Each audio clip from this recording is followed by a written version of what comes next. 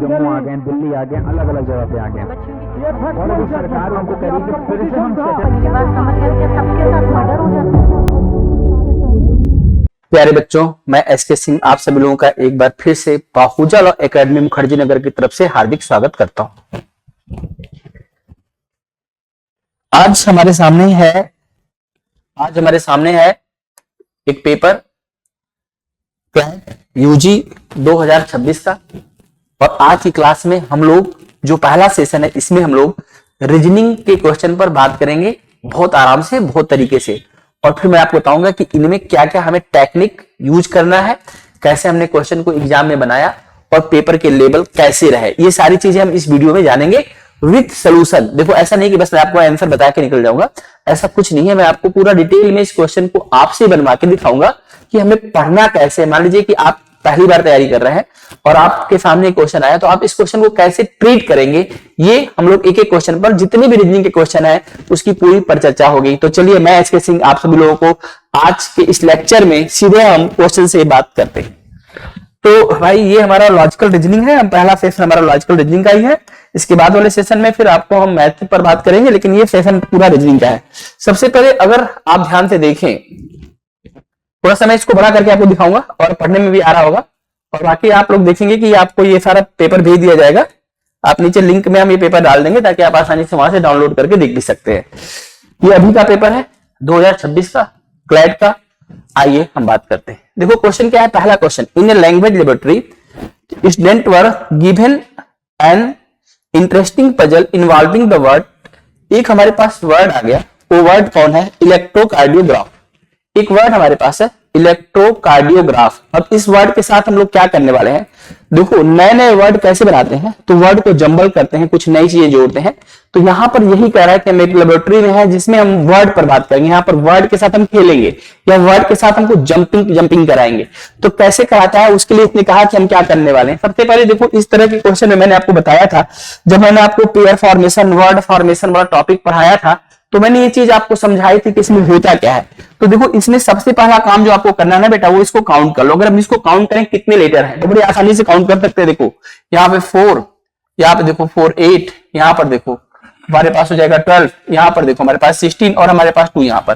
That means हमारे पास कुल 18 letter का एक वर्ड है जिसका नाम है इलेक्ट्रोकार्डियोग्राफ। इसमें कोई दिक्कत नहीं, एक सिंपल सा वर्ड आ गया। अब सुनो ध्यान से। The teacher explained that such exercise not only the test logical skill but also the sharpness attention to details। कह रहा है कि इससे ना हम केवल आप इसको एक क्वेश्चन मत समझिए रीजनिंग का, हम आपके इसमें क्या चेक करेंगे? आपकी लॉजिकल स्किल को हम चेक करेंगे। करने दीजिए check. According to the challenge, the word had undergo a series transformation। देखो, सीरीज ट्रांसफॉर्मेशन एक वर्ड है। इसमें क्या होता है ना कि हम कुछ पेयर उठाएंगे और उनको मूव करा देंगे आगे पीछे दाएं बाएं, ऐसे हम उसको सीरीज ट्रांसफॉर्मेशन करते हैं। First the class was asked to take the first half. अच्छा बताओ, अगर हमारे पास ये टोटल जो हमारे पास लेटर है, अगर इनकी संख्या हमारे पास 18 है और इसका अगर हम फर्स्ट हाफ करेंगे तो कितना आएगा? 9। तो ऐसा करो 4, 4, 8 और 9। देखो यहां तक इसका फर्स्ट हाफ हमने 2 इक्वल भागों में बांट दिया। तो कह रहा है कि the first the class was asked to take the first half of the letters. इसको क्या करना? रिवर्स कर देना। अच्छा बताओ, अगर मैं पहली आधी चीज को लेके रिवर्स कर दूंगा तो क्या होने वाला है? तो स्वाभाविक सी बात है कि देखो, इसमें ए पहले चला जाएगा, फिर सी आएगा, फिर ओ, फिर आर, फिर टी, फिर सी, फिर ई, फिर एल, फिर ई। बड़े मजेदार चीज है। देखो हुआ क्या है, पहला जो चेंजेज हुआ उस चेंज में पीछे की चीज को हमने बिल्कुल सेम रखा। यहां पर हमने लिख दिया ए, फिर हमने लिखा सी, फिर हमने लिखा ओ, फिर हमने लिखा आर, फिर हमने लिखा टी, फिर हमने लिखा सी, फिर ई, फिर एल और फिर हमने लिखा ई। करेक्ट है? ये बात समझ में आ गया? हमने पूरा इस चीज को ट्रांसफर कर दिया। रिवर्स का मतलब होता है उल्टा कर देना, ठीक है? और पीछे की सेम रही। करेक्ट है? ये पहला चेंजेस किया। उसके बाद कह रहा है कि देखो, इस वर्ड लेबोरेटरी में हम आगे क्या करने वाले हैं। वो कह रहा है कि इसके बाद क्या करो, ऐसा कर दो, चेंज कर दो। कर दिया भाई, ठीक है। And make arrangement the letter look quite different from the original. अब देखो, ये बिल्कुल पहले से तो डिफरेंट ही दिख रहा है। Next the students were told to identify the last but one letter of the original word and place it at the very beginning। अब कह रहा है कि एक काम करो, ये तो आपने कर लिया। अब इसमें आपको क्या करना है ना कि जो लास्ट बट देखो लास्ट ना हो उससे पहले वाला जो लेटर्स को चूज कर लो। यहां पर देखो साफ साफ लिखा गया कि आपको क्या करना है, लास्ट बट वन लेटर। तो इसका मतलब P को लेना है और क्या करना है, प्लेस द वेरी बिगिनिंग, इस P को हम अपने अगले चेंजेस में सबसे आगे पहुंचा देंगे। Getting my point. तो देखो अभी भी हमारे पास 16 लीटर है, हमने 8 लीटर को क्या किया है, रिवर्स कर दिया है। ये 8 लीटर हमने क्या किया है, रिवर्स कर दिया है और हमने क्या किया है, पीछे वाला 1 लीटर आगे लगा दिया। ठीक है, अब देखो नेक्स्ट क्या करते हैं, नेक्स्ट क्या कर रहा है, step that change the opening upon the sequence completely finally as a finishing touch the they had told the letter S at the end. ठीक है भाई, ये क्या कर रहा है कि अगर आपको इसका फाइनल टच देना है, यानी अब पहला चेंज क्या किया, हाफ को रिवर्स किया, दूसरा क्या किया, पी को उठाया और आगे कर दिया, और तीसरा चेंज क्या करा कि अगर आप इसको फाइनल टच करना चाहते हैं तो आप एक लेटर जोड़ दिए एस। देखो 18 लीटर था और 18 में से अगर हम 1 लीटर और हम ऐड कर देंगे तो निश्चित रूप से हमारे पास जो लीटर हो जाएंगे वह कितने हो जाएंगे, 19। क्योंकि 1 लीटर को अगर हम यहाँ पे करेंगे तो अभी भी 18 है, लेकिन 1 लीटर हमने ऐड कर दिया, यानी इसको हमने 90 लीटर का एक वर्ड बना दिया, ऐसा हमने कर दिया। Following these step carefully would lead the correct transform word and only these who ahead to each conditions in the exact order could solve the puzzle successfully। इतना करने के बाद ना अब आपके सामने हम कुछ क्वेश्चन पूछेंगे और सिर्फ इसी चेंजेस के आधार पर आपको आंसर देना है। सो आप लोग रेडी हो जाइए इस क्वेश्चन का आंसर देने के लिए। पहला क्या है, which letter will be the exactly in the middle। देखो मिडल में कौन सा लेटर होगा ये हमसे पूछा गया। तो हमें पता है कि देखो अगर हमारे पास 16 लेटर होता ना बेटा, 16 होता तो हमारे पास लेटर कितने हो जाते, तो हमारे पास 8 होते तो मिड में कोई नहीं आता। लेकिन जब हमारे पास 18 है तो 9 हमारे पास बीच में हो जाएंगे, 9 इधर 9 इधर। लेकिन हमारे पास जब 19 है तो 19 का मतलब क्या हुआ कि देखो 9 छोड़ दो, जो बीच में 10 लीटर होगा वो बिल्कुल बीच में आ जाएगा। तो मैं आपको दिखा रहा हूं कि होगा क्या, 1 2 3 4 5 6 7 8 9 और 10। यहां पर आप देखोगे एक लेटर आएगा ई। कौन सा लेटर आएगा, ई। तो बिल्कुल बीच में आने वाला लेटर कौन सा हो जाएगा, ई। ये बात आपको समझ में आ गया। फिर से इस बात को मैं समझाता हूं कि हुआ क्या। देखो हुआ ऐसा कि हमने जब इस 1 लीटर को यहां पर पहुंचाया तो ये पहले से हमारे पास जो था 9 लीटर था, लेकिन ये जब 1 लीटर आ गया तो ये 10 लीटर हो गया। तो जो 10वें नंबर पर लीटर होगा वही हमारा मिड लीटर का लाएगा, क्योंकि अगर हमारे पास 19 है तो 9 इधर और 1 बीच में, वो लीटर बढ़ा कौन, एस। लेकिन इससे बीच में कौन पहुंच गया, ई। तो पहले क्वेश्चन का जो हमारा जवाब था वो हमारा जो मिडिल लीटर हो जाएगा वो ई हो जाएगा। इसमें आप में से किसी भी बच्चे को कोई प्रॉब्लम नहीं होगी। आप आराम से क्वेश्चन देख लीजिए, आपके सामने क्वेश्चन है, तो अगर किसी बच्चे को इसमें कोई प्रॉब्लम है तो आप पूछ भी सकते हैं, अदरवाइज हम लोग आगे बढ़ जाएंगे। बताइए, एकदम सही है, समझ में आ गया होगा। देखो आराम से पढ़ा रहा हूं, कोई जल्दीबाजी नहीं है, भाग नहीं रहे हम सिंपल सी बात थी कि बीच में कौन सा है, तो हमने देख लिया कि बीच में ई लेटर है। तो चलो थोड़ा सा आगे बढ़ते हैं बच्चों। अब इतना तो आपको समझ में आ गया होगा, तो थोड़ा सा देखते देखते तो आगे करूंगा ना, तो ये जो है, ये जो हमने लिखा है वो सब जो है हट जाएगा, लेकिन इसकी टेंशन मत लेना, क्योंकि हम आपके साथ में तो हम फिर भी इसको लिख सकते हैं और देखते हैं अभी। हाँ है, कोई दिक्कत नहीं है। इसके बाद देखो, how many vowels will be left of the middle letter. जो हमारा मिडल लेटर है ना उसके लेफ्ट में कितने वावल्स हैं। तो मेरा मिडल लेटर तो ई है, ई से पहले हमारे पास वावल कौन सा हो जाएगा, तो एक तो हमारे पास ए हो जाएगा, एक ओ हो जाएगा और एक ई वाला ई हो जाएगा। तो इस तरह से ना हम लोग यहाँ पर ना देख सकते हैं।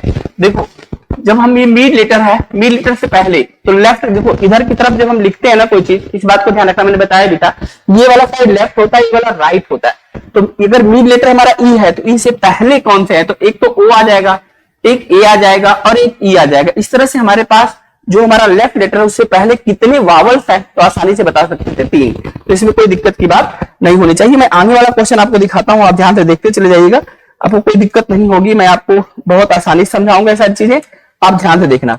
अगला क्वेश्चन है, which of the 2 vowels will at joining is together. तो हमें उस वावल को खोजना है जिसके साथ में एक दूसरा भी वावल हमें मिले। तो मैं आपको इसके लिए ना एक क्वेश्चन यहाँ पर हमें शुरू से देखना पड़ेगा, आप यहाँ पर जरा देखना बेटा।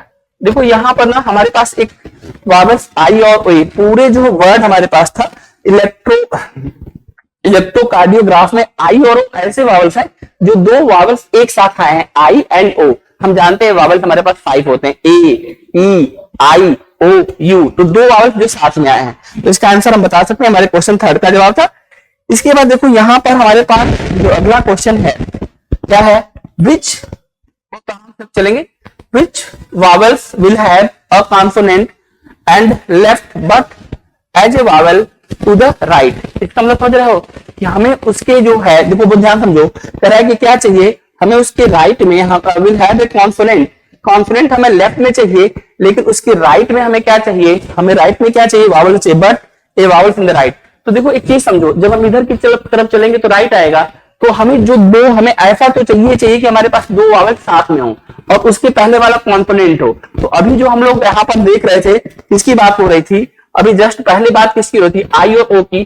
तो आई और ओ ही ऐसा हमारे पास पेयर है जो हमारे इस कंडीशन को पूरा करता है, क्योंकि देखो आई के जस्ट बाद में, जस्ट राइट में ओ है और आई के जस्ट पहले में डी लेटर है, डी आपको दिखाई दे रहा होगा, डी कार्डियो, डी आई ओ। तो आई के जस्ट बाद में हमें क्या मिला, वावल, और पहले क्या मिल गया हमें यहाँ पे एक कॉन्सोनेंट। तो the answer is the D I O. अब इसमें इस लेटर की बात कर रहा था तो वह लेटर हमारा हो जाएगा आई। तो इसलिए आपके चौथे क्वेश्चन का जो जवाब आएगा फोर्थ का, वो हो जाएगा आई। एकदम समझ में आ भी रहा होगा। इसके बाद ये है अगला क्वेश्चन, देखो हम पांचवें क्वेश्चन पे आ गए, आराम से बन रहा है क्वेश्चन, पढ़ के गए थे, सब क्वेश्चन आपको मिल रहा है, मैच हो रहा है। Name the letter sandwich between two vowels. तो हमें ये पता करना है, देखो सैंडविच आप देखते हैं ना, सैंडविच में क्या होता है, ये दो हो गया, उसके बीच में हमने क्या किया, जो है चीजों को पैक कर दिया। तो यहाँ पर हम आसानी से देख सकते थे कि इसमें सैंडविच बिटवीन टू वावल्स, हमें एक वावल खोजना पड़ेगा, दो वावल्स खोजना पड़ेगा जिसके बीच में हमारे पास दो क्या हो, दो जो है लेटर हो। तो हम यहाँ पर देख सकते हैं कि हमारे पास ऐसे दो वावल्स, तो देखो हमारे पास यहाँ पर ए और ओ है, इसमें तो एक ही है। अगर हम ओ और यहाँ पर ई की बात करें ज्यादा हो जाएगा, अगर हम ई और ई की बात करेंगे तो यहाँ पर एक ही आएगा। और अगर हम पहले यहाँ पर अगर बात करें तो देखो यहाँ पर हमारे पास जो है आई ओ जी यहाँ पर है, तो हमारे पास अगर हम ध्यान से देखें सैंडविच पोजीशन, अगर हम ए और आई की बात करें तो ए और आई लिखेंगे तो हमने उल्टा कर दिया है, तो यहाँ पर ई आ गया। और ई और आई की बात करें तो इसमें हमारे पास आर और डी आ जाएगा। तो एक तो हमारे पास देखो इसमें पॉसिबल जो आंसर है वो यहाँ पर एक बार ऑप्शन में देखना पड़ेगा। और इसमें कह रहा है कि the letter between two vowels, तो आई और ओ जो हम देखें तो ये तो होगा नहीं, तो इसमें कह रहा है ओ और ए के बीच में हम देखेंगे, तो यहाँ पर हम देखेंगे कि ओ और ए के बीच में, तो इसमें कह रहा है कि हमारे पास जो है ए जो है वह 9 पर है और डी जो है हमारे पास 11 पर है, आर हमारे पास क्या है 10 पर है। तो सैंडविच पोजीशन जो बनेगा वो हमारा जो है यहाँ पर सी और एल के साथ में बन जाएगा। ठीक है, सी और एल के साथ में हमारा ये सैंडविच पोजीशन बन जाएगा, तो इसका आंसर हो जाएगा सी एंड एल। इसके बाद देखो अगला क्वेश्चन बहुत आसान है, which letter is the prefix to the word after the first half reverse. देखो हमने फर्स्ट हाफ को अगर रिवर्स किया था तो वैसे तो आंसर ए होना चाहिए, लेकिन जब हमने फर्स्ट हाफ को रिवर्स किया है और साथ के साथ हमने क्या किया है, जो लास्ट वाला जो लेटर था यानी जो पी लेटर था, पी मतलब जो है जो लेटर था उसको हमने आगे कर दिया था। तो प्रीफिक्स का मतलब होता है जो पहले लगता है उसको प्रीफिक्स बोलते हैं। तो यहाँ पर जो हमारा आंसर आ जाएगा वो पी हो जाएगा। आसानी से हमने क्या काम किया, जो लेटर हमारे पास जो बना हुआ है उसमें आगे वाला लेटर, पहला लेटर क्या है, तो पहला लेटर हमारा ये आसानी से बताया जा सकता था, इसमें कोई दिक्कत नहीं थी। तो ये तुम्हारा फर्स्ट क्वेश्चन था, इसमें कोई प्रॉब्लम किसी बच्चे को? ठीक है, चलिए तो हम लोग अब आगे बढ़ेंगे। ये हमने देखा कि एक सिंपल सा टेक्निक यूज किया गया एक क्वेश्चन के साथ में, इसकी तीन चीजें की गई। पहली चीज ये की गई, उसका फर्स्ट हाफ लिया गया, उसको क्या किया गया, रिवर्स कर दिया गया। दूसरा चीज क्या किया गया, लेटर पी को उठाया गया, जो कि लास्ट सेकंड लेटर था उसको आगे लगा दिया गया। तीसरा चीज इसमें क्या क्या काम किया गया कि एक नया लेटर एस जोड़ दिया गया। जो 18 लेटर था वह 19 लेटर सीक्वेंस बना, जिससे बीचों बीच का लेटर ई बना, जो कि क्वेश्चन का पार्ट था। पी को हम आगे लेके आए, जो कि हमारे साथ पूछा गया क्वेश्चन, वो भी क्वेश्चन का पार्ट था। दो लगातार वावल्स की बात हुई थी, जो कि हमारे पास सेकंड हाफ में मिल गया था, ये भी क्वेश्चन का पार्ट था। तो आप आसानी से देखेंगे कि क्वेश्चन यही वर्ड से पूछा गया था, ये जम्बल्ड फॉर्म था, वर्ड फॉर्मेशन का क्वेश्चन था, और ये आपको क्लास में पढ़ाया गया था, समझाया गया था, और इस पर पूरी बात हुई थी। तो आप देखेंगे ये सारा क्वेश्चन आपको आसानी से बन गया होगा, किसी बच्चे को इसमें प्रॉब्लम नहीं हुई होगी। इसके बाद हम लोग चलते हैं सेकेंड क्वेश्चन में। ये क्वेश्चन देखेंगे, बड़ा मजेदार क्वेश्चन है। मजेदार क्वेश्चन कैसे है आइए समझते हैं। देखो मैं बार बार कहता हूं कि एक अच्छा लॉयर कौन है। एक अच्छा लॉयर वो है जो इंफॉर्मेशन को एक बार पढ़े और जो की पॉइंट है वो अपने दिमाग में सेट कर ले। इस बात को ध्यान रखना। अभी मैं आपके सामने क्वेश्चन पढ़ूंगा और आप देखेंगे कि इसके अगर हम की पॉइंट को ध्यान से देखें तो हम दिए गए क्वेश्चन का जवाब कितनी आसानी से दे सकते हैं। तो आप लोग रेडी हो जाइए दूसरे पैसे करने के लिए। चलिए इस पर आगे बढ़ते हैं। अक्टूबर 12, ठीक है। देखो 12 अक्टूबर की रात में क्या होने वाला है। ये कह रहा है कि द सनब्रस्ट, ठीक है, medallion was stolen from the high secure display case in the city museum. यार देखो ये जो सनब्रस्ट जो मेडलियन है इसको हमने क्या किया है, ये चोरी हो गया, और ये चोरी कब हुई है, 12 तारीख की रात को हुई है, ठीक है। अब ये चोरी हुई है, तो अगर चोरी हुई होगा तो किसी ने चोरी किया होगा, चोरी कोई करेगा तो फिर इन्वेस्टिगेशन होगा, इन्वेस्टिगेशन होगा तो उसके लिए हमें कुछ जो है पॉइंट चाहिए, फिर हम देखेंगे शक के दायरे में कौन आ रहा है, जो जो लोग शक के दायरे में आएंगे हम क्या करेंगे, उनको देखेंगे कि भाई कौन हो सकता है। तो बेसिकली ये वाला जो क्वेश्चन है ना बेटा, ये इन्वेस्टिगेशन क्वेश्चन है, ठीक है, और इसमें आप आराम से इस क्वेश्चन को पढ़ के इंफॉर्मेशन को केयरफुल पढ़ करके आप इस इन्वेस्टिगेशन को बता सकते हैं। तो मैं आपको बता रहा हूं कि इसमें देखो हुआ क्या है, जरा समझना ध्यान से। कह रहा है कि the theft occurred sometimes between the museum closing at 10 PM and the night guard. अब देखो रात को 10 बजे क्या हुआ है, म्यूजियम को क्लोज किया गया है, Mister Hemant completing the final round at 1 AM। जो हेमंत जी हैं वो 1 बजे फाइनल राउंड पे आते हैं। म्यूजियम बंद हुआ कितने बजे, 10 बजे। अब राउंड लगता है, देखो किसी चीज में क्या होता है ना, राउंड लगता है, बीच बीच में चेक किया जाता है, उसकी सुरक्षा व्यवस्था होती है। तो 10 बजे तो म्यूजियम बंद हुआ है, और म्यूजियम अगर बंद हुआ है तो वहां मतलब सब कुछ ठीक रहा है, नहीं तो तभी 10 बजे ही मामला गड़बड़ हो जाता। तो वो बंदा 1 बजे आ रहा है, अब 1 बजे आता है, देखो क्या कहता है, कहता है 3 प्राइमरी सस्पेक्टेड वर आइडेंटिफाइड। अब इसमें 3 लोग जो है 3 लोग को हम सस्पेक्ट में लेंगे, क्यों लेंगे इसके पीछे रीजन भी है। All of the home had recently been dismissed from their museum positions, ठीक है। और इसमें सबसे पहला जो नाम आ रहा है अंजलि का, जो कि हमारी फॉर्मर, यहां पर हमारे पास 3 लोग हैं, अंजलि है, भरत है और हमारे पास चित्रा है, ठीक है। ये हमारे पास 3 लोग हैं जो हमारे शक के दायरे में आते हैं। इस बात को ध्यान से पहले मैं नोटिस करवा देता हूं तुमको। पहला नाम देखो किसका है, पहला एक लड़की का नाम है अंजलि का, दूसरा भरत एक लड़के का नाम लग रहा है, और तीसरा है चित्रा का, यानी 2 लड़कियां और 1 लड़का। ये 3 लोग हैं जो सस्पेक्ट है, इनमें तीनों में से कोई भी चोरी कर सकता है, ठीक है। देखो अच्छा, ये एकदम कहानी की तरह है, एक सामान्य सी बात है, एक चोरी की घटना है, और ये चोरी पता चल रहा है कि यार रात को 10 बजे जो है म्यूजियम को क्लोज किया गया है, और 1 बजे जब राउंड पे आए हैं तो उन्होंने फिर ये सारी 3 लोग अब शक के दायरे में आ चुके हैं, ठीक है। Here the established fact and their alibi। तो यहां पर जो हमारे पास फैक्चुअल चीजें हैं, इन्हीं फैक्चुअल चीजों को बेस बना के हमें अब जांच को आगे बढ़ाना है। पहला फैक्ट क्या है, the security system locks so that the display case was open using a specific 5-digit code which only Anjali and the museum director who was out of the country know. देखो इसमें है क्या ना, करे यार कि एक चीज समझो कि म्यूजियम में जो है, म्यूजियम का जो की है, लॉक की है, वह सिर्फ 2 लोगों को पता है। एक अंजलि को पता है, और अंजलि हमारी टाइम सस्पेक्ट में है, अंजलि को पता है, और अंजलि के साथ जो डायरेक्टर है म्यूजियम के उनको पता है, लेकिन जो डायरेक्टर सर है वो तो है ही नहीं। तो इसका मतलब जो है कोड किसको पता है, केवल इस समय अंजलि को पता है। ये पहली बात हो गई। दूसरा, भरत का क्या है, Bharat alibi is that he was a distant relative birthday party from 8 PM and 1:30। अच्छा एक बात बताओ, जो सस्पेक्शन है वो 10 से 1 का है, और ये भाई साहब कह रहे हैं भरत जी कि यार मैं एक पार्टी में हूं, और उस पार्टी का टाइमिंग जो है वो टाइमिंग है कब से कब तक भाई, 8 बजे से लेके 1 बजे तक।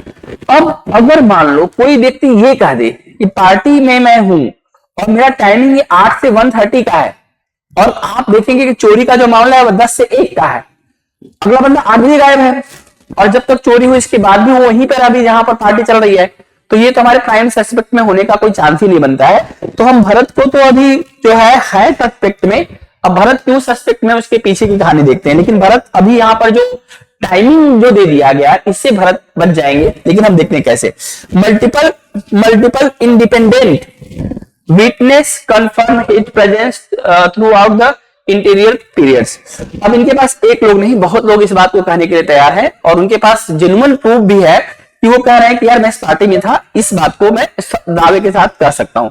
अच्छा, जब देखो कभी भी कोई चीज किसी समय चोरी होगी ना, तो हम पता करते हैं कि किस टाइम चोरी हुआ है, और उस पीरियड में कौन कौन लोग वहां है या नहीं है। तो भरत इस आधार पर तो जो है निकल जाएंगे, लेकिन खैर अभी हमारे पास सस्पेक्ट में ये भी है। आगे चलते हैं हम, यहां तक आप लोगों को कोई दिक्कत नहीं होना चाहिए बच्चों।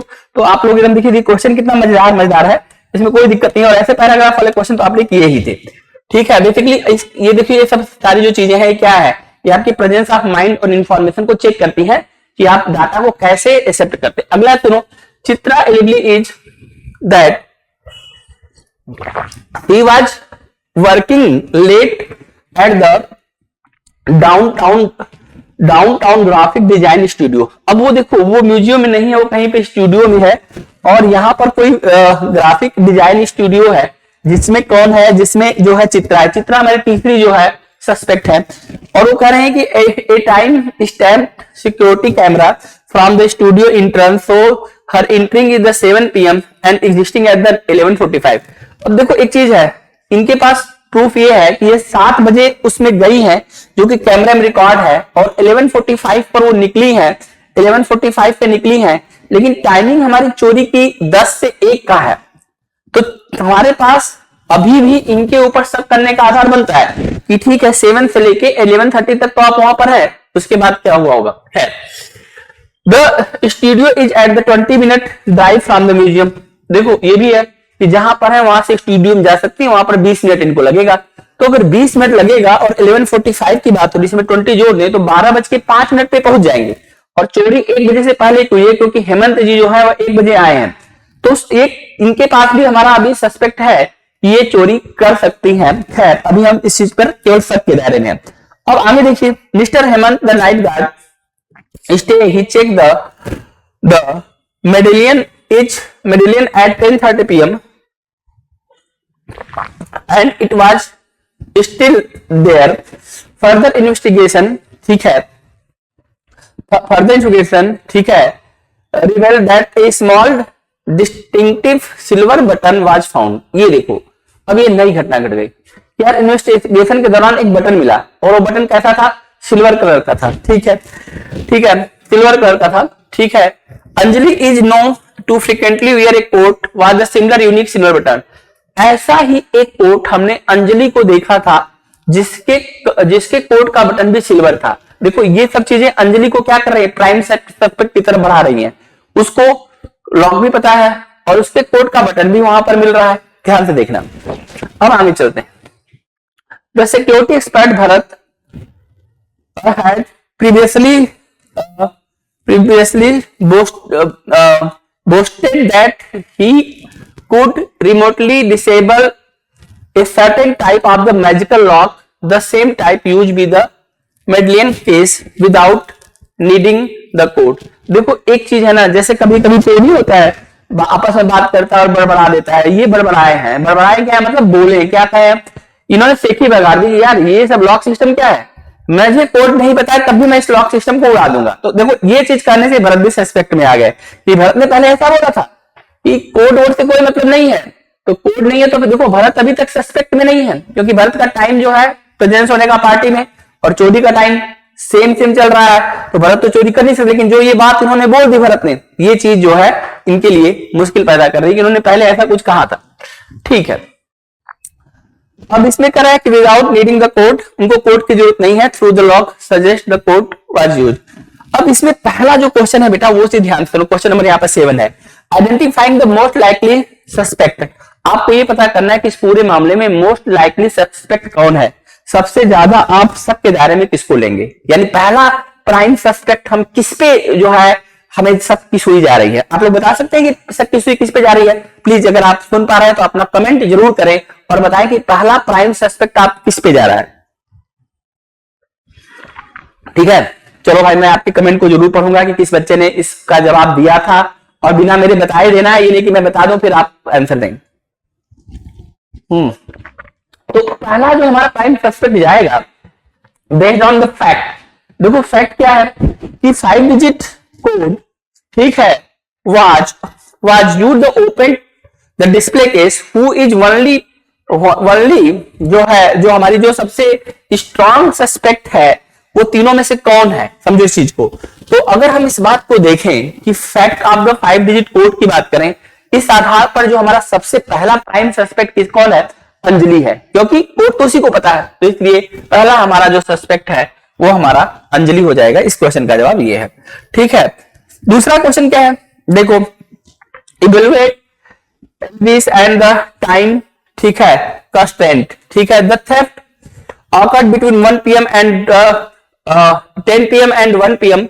but the night guard saw the medallion at 10:30 p.m. Night guard ने उसको 10:30 पे भी देखा था कि मेडलियन था। ठीक है, given Chitra alibi what is the earliest time she could have the reach the museum। कह रहा है कि यार देखो, अगर 10:30 पर मान लेते हैं कि मेडलियन था, और चित्रा के बारे में हम इस कंसर्न में अगर बात करें, चित्रा वो लड़की थी, आपको याद होगा, जो कह रही थी 7 बजे से लेकर के और 7 बजे से लेकर के और 11:45 तक, वो 11:45 तक वो जो है नहीं है, उसके पास एविडेंस है, कैमरे का एविडेंस है, लेकिन वो 20 मिनट की दूरी पर है म्यूजियम से। और अगर हम चित्रा को माने कि चित्रा ने जो है अगर ये चोरी की है, जबकि 10:30 तक तो है ही नहीं, वो तो 11:45 तक थी वहां पर, तो 11:45 से अगर चोरी करना चाहेगी, आने की कोशिश करेगी, तो उसको 20 मिनट लगेगा। तो यही पूछ रहा है चित्रा के बारे में हम क्या करें कि वो म्यूजियम कितना जल्दी पहुंच सकती है अगर वो चोरी करने के मूड में है, तो भाई उसको 20 मिनट लगेंगे। और अगर हम 11:45 में 20 जोड़ देंगे तो वो सिंपली हम देख सकते हैं कि 11:45 plus 20 that is equal to, हम आराम से बता सकते हैं 12:05। आसानी से, एकदम सिंपल क्वेश्चन था, केवल 20 मिनट जोड़ना था, पहले 15 जोड़ो यानी 12:05, तो हम आसानी से इस बारे में हम बता सकते हैं। अब देखो, इसमें ना क्वेश्चन वैसे तो सिंपल दिया है, मैं रहता तो इसमें 12:05 AM और PM कर देता, तो इसी में ज्यादातर लोग गड़बड़ कर देते। देखो, जब भी रात के 12 बजे के बाद कोई घटना घटेगी तो AM लग जाता है, और यही अगर यहाँ पर दोपहर में 12 बजे के बाद कोई घटना होती तो PM, लेकिन इसमें कोई दिक्कत नहीं है, यहाँ 12:05 है। चलो, चित्रा भी आ गई। अब इसके बाद बेटा आगे देख लो, अगला क्वेश्चन देखो। क्वेश्चन में देखो, जब अगर आपने इंफॉर्मेशन ठीक से पढ़ा है ना बेटा, जैसे आप, मैं बार बार कहता था कि क्वेश्चन को आराम से पढ़ो, ध्यान से पढ़ो और फिर आंसर दो। बार बार मैं आपको लगातार जब भी क्लास लेता हूं तो यही बताता हूं कि कैसे हम करेंगे, तो जो भी इंफॉर्मेशन लेंगे उसको दिमाग में हमें एक बार तो सेट करना ही पड़ता है। अगला क्या है, डिडक्शन द कंट्राडिक्टरी एविडेंस। देखो, कंट्राडिक्टरी एविडेंस क्या होता है? कंट्राडिक्टरी एविडेंस का मतलब, जैसे हम कहते हैं कि तुम चोर हो और सामने वाला बंदा कहते कि नहीं मैं तो चोर हूं ही नहीं, तो ये हुआ कंट्राडिक्टरी, एकदम एक दूसरे के विपरीत में। तो ये तरह की कंट्राडिक्टरी एविडेंस अगर देखा जाए, it was theft was committed by the Bharat, और इसमें हम भरत को लेके हैं। और भरत के केस में अगर हम कंट्राडिक्टरी क्या होगा, हम भरत को ले आए, मतलब भरत को हम चोर समझ रहे हैं कि भरत चोर है या सस्पेक्ट है, तो इस चीज को कौन प्रूफ कर देगा कि भरत चोर नहीं है? तो इसमें क्या कह रहा है, which established fact must be the incorrect based on the providing information। अगर हम भरत को मानते हैं कि वो सस्पेक्ट है, तो कौन सा ऐसा इंफॉर्मेशन है जो गलत होगा? देखो, जो गलत होगा, तो मैं कह रहा हूं कि अगर भरत ने चोरी की थी, और आपको याद होगा भरत वाले मामले में हमारे पास एक टाइम का सिस्टम था। भरत ने क्या कहा था कि देखो भाई, मैं जो है मेरे दोस्त की बर्थडे की पार्टी थी और मैं 8 बजे से लेके 1:30 बजे तक तो मैं पार्टी में था, और इसका बहुत सारे हमारे साथ एविडेंस है। तो मैं कह रहा हूं, अगर भरत पार्टी में था तो चोरी कैसे कर देगा? जो पार्टी में है उसका एविडेंस है, और आप बता रहे हैं चोरी की टाइम नहीं है। चोरी का टाइम था पीरियड 10 बजे से लेकर के 1 बजे तक, या 10:30 से 1 तक अगर माना जाए, तो भरत तो है ही नहीं, भरत तो 8 बजे से गायब है और 1:30 तक गायब है। तो ये वाला स्टेटमेंट अगर भरत को हम चोर मानेंगे तो इसका ये स्टेटमेंट ही रॉन्ग हो जाएगा, that is called the controversy. तो इसमें देखो यहाँ पर दिया गया था, the time framed his alibi is 8 PM to 1:30 PM, फिर ये चीज गलत हो जाएगी, क्योंकि बेटा ध्यान रखना, अगर ये तो टाइम सच है, अगर कोई चोरी हुई है और उस टाइम में, जिस टाइम में चोरी हुई, कोई व्यक्ति ये प्रेजेंट कर दे कि इस टाइम में था ही नहीं, तो ये तो फैक्ट हो गया। और यहां पर जो है मामला क्या हो जाएगा, देखो ये रूल लगता है, कौन सा रूल लगता है कि जो है यहाँ पर जिस टाइम में चोरी हुआ है, उस टाइम में चोरी का टाइम और प्रेजेंस रहने का टाइम अगर दोनों ही अलग अलग है, तो व्यक्ति जो है, तो एक तो एकदम कंक्लूसिव है, ये तो जो है हम उसको तुरंत बेगुनाह छोड़ देंगे। तो ये वाली बात अगर हम उसको चोर मानते हैं तो ये इस बात को गलत होना पड़ेगा, ये कंट्रावर्सी हो जाएगी। इसके बाद अगला क्वेश्चन देखो क्या है, देखो आराम से समझ में आ रहा है, बहुत धीरे धीरे मैं पढ़ा रहा हूँ, ऐसा नहीं कि फटाफट पेपर खत्म कर देना, ये वाला सिस्टम होता नहीं है। क्लास में आराम से पढ़ते हैं, ऐसे इसी तरह से तुमको आराम से, मैं इस वीडियो में भी आराम से पढ़ा रहा हूँ, तो तुम्हें कोई दिक्कत नहीं होना चाहिए, एकदम ध्यान से समझ लो। और कुछ नहीं आता तो फिर कमेंट करो, फिर तुम्हारे लिए मैं दूसरी वीडियो बना दूंगा। बेटा क्या है, एनालाइजिंग, ठीक है, और ये सब हमारे पास जो है तीसरी एविडेंस क्या है इसमें, the discovery of the silver button. देखो सिल्वर बटन याद हो, सिल्वर बटन किसका था, अंजलि का था। अंजलि का बटन मिला हमें, अंजलि का बटन हम लोग क्यों कह सकते हैं, क्योंकि सिल्वर बटन जो है ऐसा ही ड्रेस पहन करके जिसमें सिल्वर बटन लगा हुआ था वैसा ही पहन के अंजलि आती थी, तो सिल्वर बटन से भी अंजलि हमारे प्राइम सस्पेक्ट की तरफ बढ़ी है, उसी के बारे में बात हो रहा है।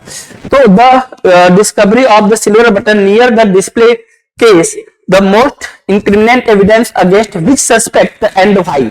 तो अब समझ में आ गया कि इसमें अगर हम इस बटन को साक्ष्य माने, क्योंकि चोरी के स्थान पर हमें ये मिल चुका है, तो स्वाभाविक सी बात है, देखो इसका तो आंसर सबको पता चलना चाहिए, Anjali because she is know to work the coat with the similar buttons. तो आपको पहले ही पढ़ा है मैंने, क्या किया, इंफॉर्मेशन।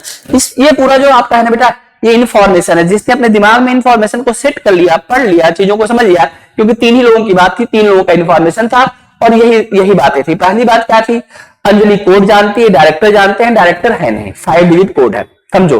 दूसरा अंजलि का बटन मिला, अंजलि के संदर्भ में हमारे पास दो बातें हैं कि जो बटन अंजलि का नहीं मिला है, मतलब ऐसा बटन अंजलि भी आती थी, ठीक है, ये हमारे पास सस्पेक्ट का आधार है।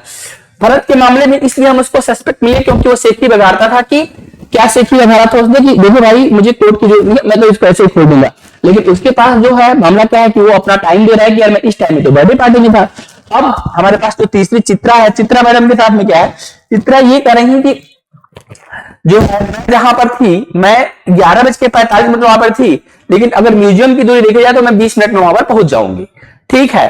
तो चित्रा जो है हम देख सकते हैं कि इस टाइम में जो टाइम पीरियड है इसमें चित्रा जो है अवेलेबल हो सकती है, अगर चोरी करना चाहे तो चोरी करने के लिए आ सकती है। गेटिंग माय पॉइंट, हो सकता है कि चोरी करना चाहे और अंजलि का बटन रखे हो, अंजलि को फेंक दें। अब हमें ये पता नहीं, हम तो सस्पेक्ट की बात कर रहे हैं। तो यहां पर जो मामला था किसका, अंजलि की बात है, बटन किसका, अंजलि का, उसके भी पर हम जानते हैं इसी know the wear a coat of the similar button, इस आधार पर हम हमारा आंसर ये हो जाएगा। इसके बाद बच्चों अगला क्वेश्चन देख लीजिए। देखिए इंफॉर्मेशन को एकदम आपको टू द पॉइंट कर लेना है, फिर आप क्वेश्चन आसानी से कर सकते थे, इतना आसान था पेपर ये। Identify the logical flow in the argument A deductive arguments, ठीक है। देखो डिडक्टिव क्या कहता है, since Bharat has a confirmed, ठीक है, continuous ability covering the entire time, ठीक है, विंडो ऑफ द थेफ्ट, ठीक है, 10:30 PM to 1 PM, he cannot be theft, ठीक है। What principle of the logic suspect the detective conclusive। देखो यार एक बात समझो, ये वही वाली बात आ गई, भरत वाले केस की बात हो रही है कि भरत कह रहा है कि यार देखो मेरे मामले में क्या है, चोरी 10:30 से आप कह रहे हैं 1 के बीच में हुआ है और मैं 8 से लेके 1:30 तक था ही नहीं, जो मैं आपको बता रहा था वही क्वेश्चन देखो दोबारा से पूछ दिया। तो देखिए सब नंबर फ्री के तो मिल रहे हैं ना बेटा। अब ये क्या कर रहा है, देखो if an event requires presence, ठीक है, कंफर्म एब्सेंस प्रूव्स इनोसेंस, वही वाली बात बता रहा हूं। अगर कोई ये प्रूफ कर दे कि मैं इस टाइम में था ही नहीं तो वो निर्दोष बच जाएगा। इसके आधार पर अगर उसका टाइम का प्रूफ है या उसके पास विटनेस है और वो कह रहा है कि मेरी विटनेस है, तो हम उसको भरत को तो हमें छोड़ना ही पड़ेगा, ठीक है।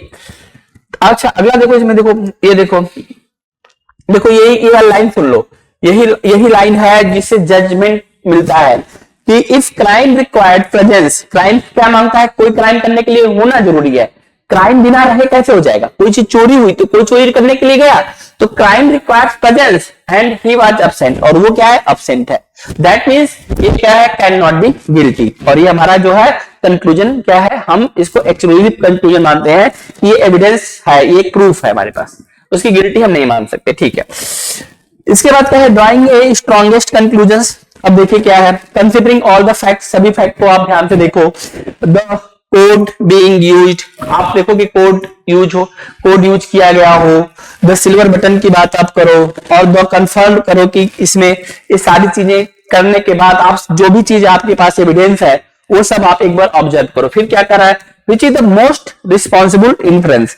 देखो अगर मैं इस तरह से देखूं और मैं खुद सोचूं, इन चीजों को देख के मैं सोचूं, तो मैं ये कह सकता हूं यार जिसको कोड पता है, पहली बात तो ये है कि कोड पता है वो आसानी से अंदर जा सकता है और आके जा सकता आ सकता है, ये तो हम समझ गए।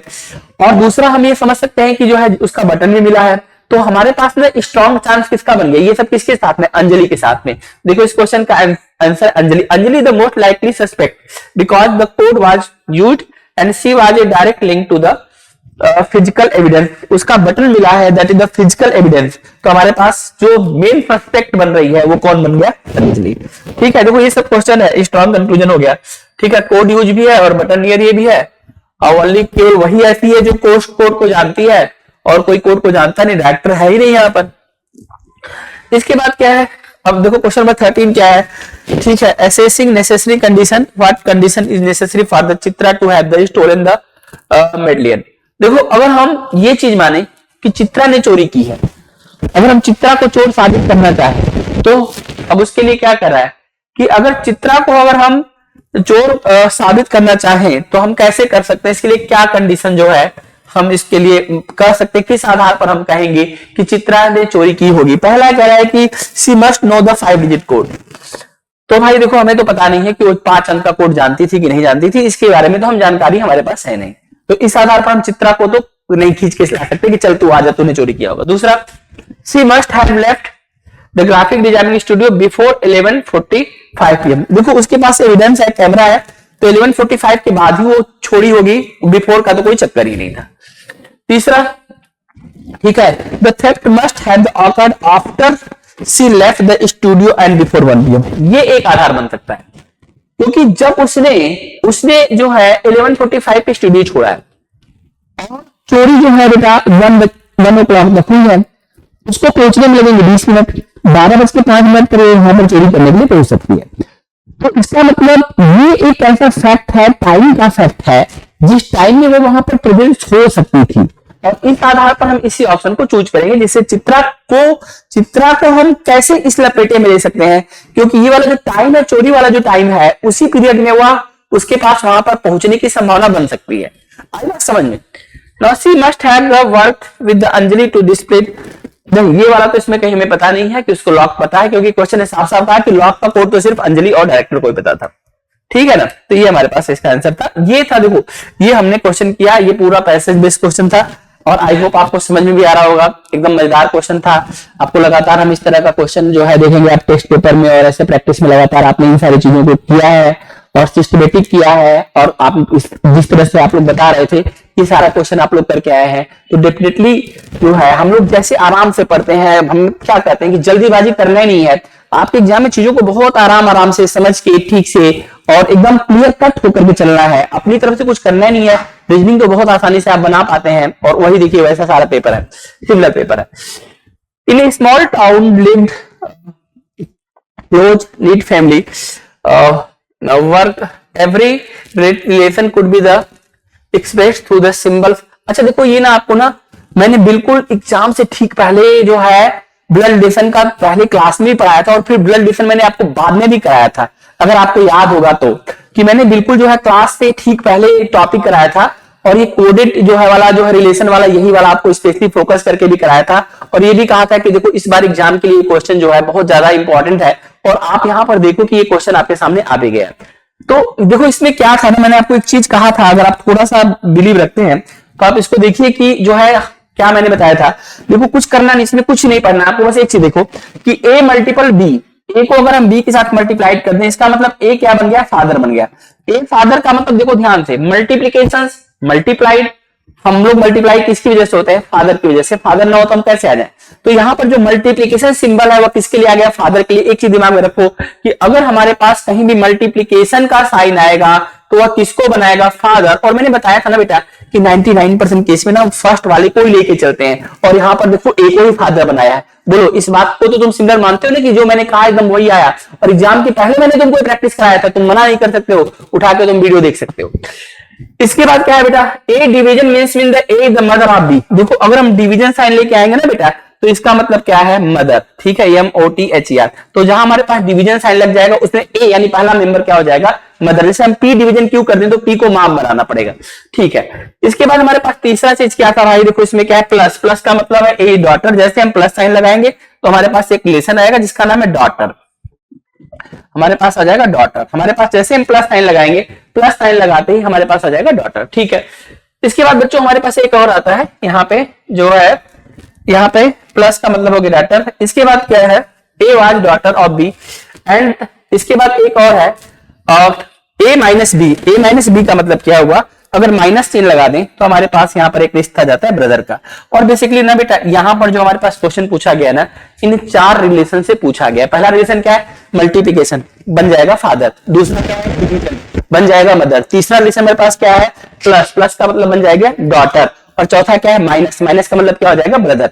तो आप लोग ना ध्यान से देख लो और फिर मुझे बताओ कि ये, अब देखो इसमें एक क्वेश्चन मैंने कहा था ना बेटा, तुम्हारा जो क्वेश्चन होता है ना पैसेज वाइज आएगा, तो जो प्री क्वेश्चन आएगा तो हमारे पास 4-5 क्वेश्चन आ जाएगा। तो ये सिंबल हमारे आगे के सभी क्वेश्चन पर काम करने वाले हैं। मैं आपको एकदम आराम से लेके चल रहा हूं सीधे, और इसी बात को यहाँ पे इन्होंने एक्सप्लेन किया है। और इसके बाद हमारे पास एक क्वेश्चन नंबर आ जाता है 14। तो क्वेश्चन नंबर 14 हमसे क्या कहता है, मैं आपको समझाता हूँ। यहाँ पर ना बेटा देखो एक रिलेशन आता है, वैसे तो ये देखो प्लस माइनस, यहाँ पे डिवीजन का साइन है, क्योंकि इक्वेशन का तो साइन हमारे पास साइन है। तो हमारे पास क्या है, p plus Q minus R division t, how is t related to p। t का रिलेशन p से पूछा गया है। लेकिन मैं तुमको एक बार पहले से ही बताता था कि जो भी चीज लास्ट में होती है, अगर उसका हम जेंडर कंफर्म ना कर पाए तो हम उसके रिलेशन को नहीं निकाल पाएंगे। और इस आधार पर हम कह सकते हैं कि हमारा आंसर जो जाएगा नॉन ऑफ दीज, क्योंकि जेंडर नहीं पता है जब तक हम ये नहीं जानेंगे कि मेल और फीमेल क्या है, क्योंकि इसमें टी के बारे में पूछा गया है। तो आप नॉन ऑफ दीज कह सकते थे, लेकिन मैं इस क्वेश्चन को बना के दिखाता हूं कि हम बनाना कैसे। देखो बेटा पहले p प्लस, प्लस से आप लोग जानते हैं क्या होता है, प्लस से होता है डॉटर। तो p कहती है ना कि मैं बेटी हूं, हमने कहा p क्या है, कहती है बेटी हूं। किसकी बेटी हूं, तो मेरे जो है मेरे पापा या मम्मी में से कोई भी q होगा। देखो p और यहाँ पर साइन है प्लस, प्लस का मतलब डॉटर। तो p अपने आप को डॉटर बोलती है, किसका डॉटर बोलती है, q का। इसको बोलते हैं हम लोग क्या, जनरेशन गैप। तो डॉटर बोलने के लिए डॉटर यहाँ पर रहती है, उसका जो फैमिली मेंबर होगा हमेशा एक जनरेशन ऊपर होगा। तो पहली चीज तो ये हो गया। दूसरा इसमें क्या है बेटा, दूसरा इसमें है कि माइनस, और माइनस का मतलब क्या होता है आपको पता ही है। माइनस का मतलब होता है, ये कहता है मैं ब्रदर हूं, किसका ब्रदर हूं, आर का। करेक्ट है, तो इसका मतलब मेल हो गया। तो जो ब्रदर होगा वो मेल होगा, लेकिन ये मेल और फीमेल में से कोई भी हो सकता था। इसके बाद डिवीजन, डिवीजन का मतलब होता है माँ, डिवीजन का मतलब होता है माँ। तो आर कहती मैं माँ हूं, मैं माँ हूं, किसकी माँ हूं, आर कहती कि मैं माँ हूं। माँ का मतलब ये एक फीमेल हो जाएगी। और ये देखो इसका जेंडर, देखो प्लस माइनस से क्या होता है ना, अगर हम किसी के ऊपर प्लस कर दें तो मेल और किसी के ऊपर माइनस लिख दें तो फीमेल। ये हमारा अपना टेक्निक है जिससे हम जेंडर को डिस्क्रिमिनेट करते हैं, हम पता करते हैं। अगर हमने किसी लेटर के साथ में प्लस कर दिया मतलब वो मेल है, और किसी के साथ में अगर हमने माइनस कर दिया तो फीमेल है। तो यहाँ पर ना बेटा एक चीज ध्यान रखना, यहाँ पर क्या है कि यहाँ पर जैसे ही हो गया, फिर कह रहा how is T related to P. अब यहाँ पर टी है और टी का पी से क्या रिश्ता है। तो देखो अभी तक जब तक हम टी के जेंडर को ही नहीं जान पाए कि टी, देखो ये टी की माँ है, लेकिन टी लड़का है कि लड़की, जब तक हम जान ही नहीं पाएंगे तब तक हम टी का कैसे बता सकते हैं। तो इसमें हमें टी का जेंडर ही नहीं पता चल पाया, इसलिए इस क्वेश्चन का आंसर हो जाएगा नन ऑफ दीज। क्योंकि ना तो हम उसको आंट कह सकते हैं, ना फादर कह सकते हैं, ना हम ग्रैंड मदर कह सकते हैं। टी और पी का रिश्ता, ये देखो सेम जनरेशन में है, सेम जनरेशन में इस तरह के तो रिश्ते हो ही नहीं सकते हैं। यहाँ पर रिश्ता कजन का होना चाहिए, कजन ऑप्शन में है नहीं।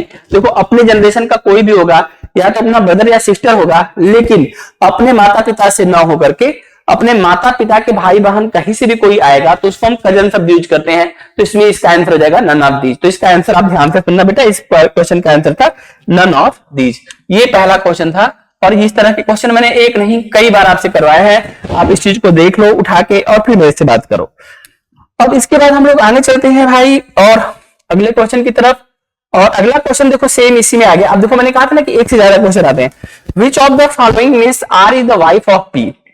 इस बात को ध्यान रखें, हमें वाइफ किसको बनाना है, हमें आर को। अगर आर वाइफ बनेगी, वाइफ बनने के लिए हमारे पास सिंबल क्या है, हमारे पास आर। आर को क्या चाहिए, पत्नी चाहिए। पत्नी के लिए वो फीमेल होना चाहिए, अगर कोई फीमेल है तभी पत्नी हो सकता है। यहाँ पर देखो माइनस, और माइनस से तुम्हें पता है क्या होता है, ब्रदर। तो माइनस का मतलब ब्रदर, यानी कभी भी ऑप्शन ए नहीं हो सकता। अच्छा मैं एक काम करता हूँ ना भाई, सुनो थोड़ा सा तुमको ना देखने में दिक्कत हो रहा होगा, तो मैं ना तुम्हारे लिए इतना कर देता हूं। मल्टीप्लीकेशन का मतलब फादर, डिवीजन का मतलब मदर, और प्लस का मतलब बताओ क्या होगा, प्लस का मतलब डॉटर, और माइनस का मतलब ब्रदर। ये तो समझ जाओगे। यहां पर मैं लिख देता हूं फादर, मदर, पढ़ लो बेटा ठीक से पढ़ लो, डॉटर। ठीक है, तुम्हारे माँ बाप इतने पैसे लगा रहे हैं ना बेटा, तो पढ़ लो, मेहनत कर लो, थोड़ा सा देखो मेहनत कर लोगे। और जिस तरह से हम लोग गाइडेंस करते हैं तुम लोगों को, तो तुम ये बताओ कि क्वेश्चन तुमसे क्यों नहीं बनेगा, मुझे एक रीजन दो। और प्रैक्टिस तो बेटा तुम्हें करनी ही पड़ेगी, नहीं तो सारा काम क्या हो जाएगा, गड़बड़। ठीक है ना बेटा। तो अगर आपने प्रैक्टिस किया है तब तो आप इसको करके आएंगे, नहीं प्रैक्टिस किया है भाई तो फिर तो आप जाने और आपका काम जाने। मैं इस क्वेश्चन को समझाता हूं, सोल्यूशन पर चलते हैं। सोल्यूशन ये है कि हमने इस पहले वाले को r के बेस पर काटा, क्योंकि r माइनस टी, माइनस से कोई चीज लड़का बनेगा और हमें r क्या चाहिए, लड़की। क्यों लड़की चाहिए भाई, क्योंकि r होना चाहिए पत्नी। किसकी पत्नी होनी चाहिए, टी की। r is wife of T, तो पत्नी होने के लिए कोई महिला चाहिए। तो खत्म हो गया। और देखो यहां पर भी देखो r माइनस क्यू, तो ये दो ऑप्शन खत्म हो गया, हमारे पास दो ही बचा। यहां पर देखो r माइनस क्यू, तो हमारा तीसरा ऑप्शन भी खत्म हो गया, क्योंकि जहां जहां माइनस है वहां वहां पर r क्या हो जाएगा, लड़का हो जाएगा। और लड़का हो गया तो फिर वो हो ही नहीं सकता, तो हमारे पास कौन सा ऑप्शन बचा, चौथा। तो हम डी ऑप्शन को कर सकते हैं। मैं चेक करके भी दिखा सकता हूं। देखो कैसे होगा, देखो p मल्टीप्लाइड से क्या होता है भाई, फादर। p का था यार मैं पापा था, और मैं पापा किसका हूं, t का, ठीक है। और p है, हाँ p जो है पापा है वो t का है, ठीक है। अब इसके बाद क्या है, माइनस का मतलब t कहता है यार मैं जो हूं ना, मैं ब्रदर हूं, और किसका ब्रदर हूं, मैं q का ब्रदर हूं। और यहाँ q प्लस r, प्लस का मतलब क्या होता है, प्लस का मतलब ये कहती है कि मैं बेटी हूं, किसकी बेटी हूं, r की। अब यहां पर समझो, देखो p मल्टीप्लाई t, मल्टीप्लाई का मतलब होता है पापा, p हुआ पापा, उसका बेटा, ये उसका भाई। आगे चलो क्या हो, ये कहती है कि मैं हूं बेटी। देखो अभी भी तुम ये कह रहे होगे कि हमें लास्ट में तो इसका जेंडर पता ही नहीं चला, लेकिन एक समझदारी वाली बात देखो, क्या ये इसका बेटा है और ये इसकी बहन है, या ये इसका भाई है। अगर भाई बहन है तो इन दोनों के पापा तो एक ही होंगे, लेकिन ये कह रहा है कि ये क्यों करे कि नहीं मैं इसकी बेटी हूं। तो देखो अगर तुम बेटी किसी की भी हो, बेटी का राइट केवल दो लोगों के पास, पापा और मम्मी के पास में। तो अगर ये वाले पापा है तो ये कौन हो सकता है, तो डेफिनेटली ये पता चल जाएगा। यहाँ पर देखो हस्बैंड वाइफ का एक ऐसा केस होता है जिसमें अगर हस्बैंड का क्लियर होगा तो वाइफ का अपने आप जेंडर आ जाता है। तो इसमें पता चल गया कि ये दोनों क्या है, हस्बैंड वाइफ है। और हमें कैसे पता चला, क्योंकि ये हो जाएगा मेल और ये हो जाएगा फीमेल, करेक्ट। तो देखो ये इनके बच्चे आ गए, तो इसी में हम देखो, लेकिन मैं क्या कर रहा हूं, अगर आप ठीक से पढ़ते हैं और आप मेरी बात को ठीक से समझते हैं और आप रेगुलर क्लास करते हैं और आप क्वेश्चन को पूछते हैं, तो आपको मैंने बताया था कि इस क्वेश्चन को हम डायरेक्ट लॉक कर सकते थे। ऐसा मैंने आपको क्वेश्चन क्लास में करवा के बार बार दिखाया था। कैसे, हमने कहा हम किसी भी को कोई भी रिलेशन आ जाए, हम पहले ये पता कर लेंगे जेंडर क्या है। तो जेंडर में हमें जिसका जेंडर चाहिए था वो आर का जेंडर चाहिए था, और आर को एक महिला होना था। लेकिन इन तीन मामलों में आर महिला हो ही नहीं सकती, क्योंकि माइनस शब्द से वो मेल बन जाएगा। देखो माइनस शब्द का मतलब क्या है, ब्रदर, और ब्रदर होने का मतलब अगर कोई मेल बन गया तो वो माँ कैसे बन सकती है, या वाइफ कैसे बन सकती है, या बेटी कैसे बन सकती है। तो इसीलिए तो यहां पर हमारे तीन ऑप्शन कट गए, तो चौथा ही बचा। तो मैं इसको बनाता क्यों, लेकिन मैं आपके लिए इसको करके भी दिखाया, समझो इस चीज को। तो ये हमारा आंसर हो जाएगा। आप इसको ठीक से देख सकते हैं, समझ सकते हैं, इसमें किसी बच्चे को दिक्कत नहीं होना चाहिए। मैं आगे फिर चलता हूं अगले क्वेश्चन पे। देखो लगातार कितने क्वेश्चन इसमें पूछ दिए गए हैं, समझ में आई बात की नहीं। यही मैं कहता हूं कि अगर एक बार आप किसी क्वेश्चन को ठीक से करें तो उसमें लगातार क्वेश्चन पे क्वेश्चन पूछा जाता है। यहाँ पे देखो अभी बताया, मल्टीप्लाइड मतलब फादर, डिवीजन मतलब मदर, प्लस का मतलब डॉटर, और माइनस का मतलब ब्रदर। यही तो बताया था मैंने आपको। अब देखो यहाँ पे क्या है चाहिए, how is R related to P, R का पी से क्या रिश्ता है, हम इस चीज को जान पाएंगे। लेकिन मैं बताऊं हम लोग पता कैसे करेंगे, शायद हम ना पता कर पाए, ना बीच तक जा सकते हैं, लेकिन एक बार फिर भी हम इस क्वेश्चन को बना के देख लेते हैं कैसे। देखो p मल्टीप्लाइड, तो p लगेगा पापा मतलब मेल, किसका पापा, टी का। डिवीजन का मतलब टी लगेगी माँ लगेगी, किसकी माँ लगेगी, क्यू की। अब यहाँ पर प्लस का मतलब यहाँ पर है डॉटर, और डॉटर ये कौन है भाई, कौन है, क्यू डॉटर किसकी है, फिर से देखो यहाँ पर डिवीजन का मतलब ये माँ है, कौन माँ है, टी क्यू की। लेकिन क्यू प्लस आर में क्यू कहती है कि मैं क्या हूं, डॉटर हूं, और किसकी डॉटर हूं, मैं डॉटर हूं आर का। तो अब देखो क्यू डॉटर है आर का, तो ये अगर डॉटर है यानी बेटी है आर की, तो इस मामले में एक चीज ध्यान रखो, पहले ये करिए मेरी माँ है, और फिर ये करा है कि ये मेरी क्या है, बेटी है। तो एक्चुअल में अगर ये माँ है तो बेटी का कनेक्ट पापा को होगा, तो इसका जेंडर ऑटोमेटिक पता चला कि नहीं पता चला, ये इन्हीं दोनों का बच्चा है। अब पूछा क्या है तुमसे, पूछा गया है आर का रिश्ता किससे, पी से। आर को आर रिलेटेड टू पी का मतलब बताया था कि पी की तरफ से हमें आर को सर्च करना था। तो ये कहेगा यार ये है मेरी बेटी और यह है मेरा बेटा, तो आर क्या लगेगा, बेटा। तो देखो यहाँ पे डॉटर है, हस्बैंड है, सन इन लॉ है, नन ऑफ दीज है। इसलिए इस क्वेश्चन का जो आंसर लॉक होगा वो नन ऑफ दीज हो जाएगा, क्योंकि यहाँ पर बेटे का संबंध है जो कि ऑप्शन हमारे पास है ही नहीं। आ रहा होगा मजा, देखो पढ़ने में तो मजा आ रहा होगा, ठीक है। और मैं अभी थोड़ा धीरे धीरे पढ़ा भी रहा हूँ कि जो लोग नहीं भी पढ़े हैं एटलीस्ट वो अगर वीडियो देखें तो एटलीस्ट कुछ चीजें जो पीवाईक्यू वगैरह है वो आप एक बार ठीक से देख लेते हैं, तो आपके दिमाग में एक चीज बन जाती है, पिक्चर मैप तो बन ही जाता है कि नहीं। तो वो चीज आपके लिए मैं कर रहा हूँ कि हाँ आपको आराम आराम से समझा दूं, और कोई दिक्कत हो तो बेटा बताना जरूर, ठीक है। अगर आपको ये वीडियो ठीक लग रहा है, अच्छा लग रहा है, आप कुछ कहना चाहते हैं तो कमेंट में जरूर अपनी बात को रखिए, ताकि हम आपकी बातों को सुने और आपके लिए कुछ और हम बेहतर लगातार करते रहें। देखो अब क्वेश्चन नंबर 17 हमने क्या कहा, एक ही क्वेश्चन नहीं है, क्वेश्चन के हमारे पास बंडल्स है, तो हमारे पास एक ही क्वेश्चन नहीं है। अब यहां पर क्वेश्चन क्या है, देखो ध्यान से, क्वेश्चन ये है हमारे पास P divide R minus R into T, how is P related to T। तो देखो P पहले आया है तो आसानी से हम बना सकते हैं, इस क्वेश्चन के लिए हम ट्राई करेंगे। कैसे ट्राई करेंगे, P डिवीजन का मतलब P कहती है बेटा मैं माँ हूं, किसकी माँ हूं, तो माँ है तो माँ एक जनरेशन ऊपर होगी, किसकी माँ है, R की, जो कनेक्ट होता है। इसके बाद है माइनस, माइनस का मतलब कहता है ये मेरा भाई है, कौन भाई है, Q का भाई है। फिर मल्टीप्लाइड, मल्टीप्लाइड का मतलब होता है ये Q का था यार मैं पापा हूं, किसका पापा हूं, T का। पहले तो ये रिश्ता समझ लो, इसमें हम लास्ट में T का जेंडर नहीं डिसाइड कर पाए, पापा बेटी भी बोल सकते हैं, बेटा भी बोल सकता है। यहां पर मैटर ये है कि how is P related to T। तो एक बात ध्यान से देखो बेटा, मैंने तुमको एक चीज बताया था कि अगर हम एक जनरेशन ऊपर जाएंगे तो फादर और अंकल वाला जनरेशन होता है, 2 जनरेशन ऊपर जाएंगे तो हमारे पास ग्रैंड पेरेंट्स होते हैं। क्योंकि P की बात है तो P एक महिला है और 2 जनरेशन ऊपर है, और 4 ऑप्शन में से एक ऑप्शन चूज करना, तो हमारा आंसर क्या हो जाएगा, ग्रैंड मदर। इसमें कोई दिक्कत, सॉरी P यहाँ पर एक डिवीजन, डिवीजन का मतलब माँ है, तो इसका हमारा आंसर हो जाएगा ग्रैंड मदर। ये ऑप्शन ए इसका राइट आंसर हो जाएगा, इसमें कोई दिक्कत की बात ही नहीं है। देखो कितना सही तुमको जब फैमिली ट्री पढ़ाए थे तो क्या बोले थे कि सबसे ऊपर जिसका ग्रैंड पेरेंट्स होते हैं, इसके बाद हमारे फादर मदर, फिर हम होते हैं। तो अब यहाँ पर मुझे ये सोचना नहीं कौन किसका क्या लग रहा है, चूज करना हो गया ना, ये महिला है तो ग्रैंड मदर हो जाएगी, बात खत्म हो जाएगी। लेकिन इसको अगर ध्यान से बताओ तो देखो, ये इसके पापा, पापा के भाई चाचा, पापा और चाचा, चाचा के जो माँ होगी वो पापा की माँ होगी, यानी पापा की माँ को क्या बोलेंगे या चाचा की माँ को क्या बोलेंगे, तो दादी बोलेंगे, दादी मतलब ग्रैंड मदर। आसानी से क्वेश्चन का आंसर आ गया कि नहीं, कोई भी कर सकता है भाई, इस बात को देखो, इसमें कोई बड़ी बात नहीं थी। तो ये सब क्वेश्चन आपसे बनना चाहिए था और आपने बनाया भी है। सबसे अच्छी बात यह है कि आप लोग जिस तरह से रिस्पॉन्स किए हैं रीजनिंग में, बहुत अच्छा रिस्पॉन्स आप लोगों का आया है, और इसीलिए जो है हम लोग रिजल्ट में नंबर 1 रहते हैं बेटा। आगे चलते हैं, अगला क्वेश्चन हमारे पास क्वेश्चन नंबर 18 है। आइए देखते हैं क्वेश्चन नंबर 18 क्या कर रहा है। If R divide Q plus T multiplied R, how is T related to Q। ये हमारे पास क्वेश्चन है जिसमें T का Q से रिलेशन पूछा गया है। मैं आपको इस बारे में समझा दूं कि क्या है मामला। देखो डिवीजन, डिवीजन का मतलब हो गया R, R क्या कहेगी, डिवीजन मतलब माँ होता है, किसकी माँ है, Q की माँ है। देखो एक ही क्वेश्चन बार बार तो पता है कि अगर हमारे पास मल्टीप्लाइड है तो फादर, डिवीजन है तो मदर, और प्लस है तो डॉटर, और माइनस है तो ब्रदर, एकदम सेट हो गया, क्योंकि बार बार वही चीजें आ रही है, तो हमें इसको अब देखने की जरूरत नहीं है, हमारा टाइम यहाँ पर बच रहा है।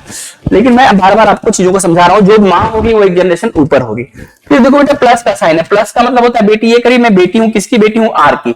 जैसे R की बेटी होगी इसका भी जेंडर क्लियर होगा, और ये हस्बैंड वाइफ होंगे, क्योंकि बेटी का एक राइट आपको पता ही है, अगर माँ आ चुकी है तो दूसरा बेटी बोलने के लिए पिता आएंगे। मल्टीप्लाइड, मल्टीप्लाइड से करा मैं पापा हूँ, किसका पापा हूँ, T का। तो T का जेंडर हमें नहीं पता चलेगा, T नीचे आ जाएगा, लेकिन T पापा बोल रहा है, इसका मतलब T जो है इसका ब्रदर या सिस्टर कुछ भी हो सकता है। क्वेश्चन में पूछा गया how is T related to Q, यही पूछा गया है, इसको हम how is T related to Q, how is T related to,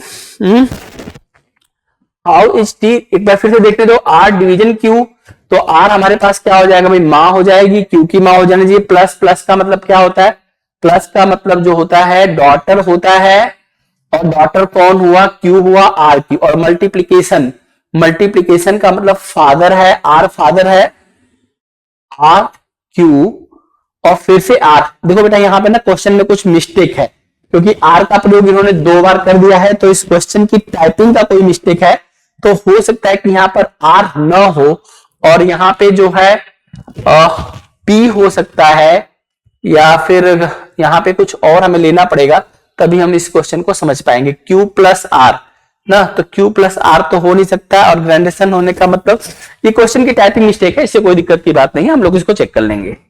चलो, तो ये सब चीजें तो आपको समझ में आई गई सारी बातें, कि अगर हम पिक्चर डायग्राम ठीक से बनाए तो बात बन जाएगी, इसमें कोई दिक्कत की बात नहीं होती है। अगले क्वेश्चन की तरफ हम चलते हैं, और नेक्स्ट क्वेश्चन हमारे पास क्या है, हम इसको देखने का प्रयास करते हैं।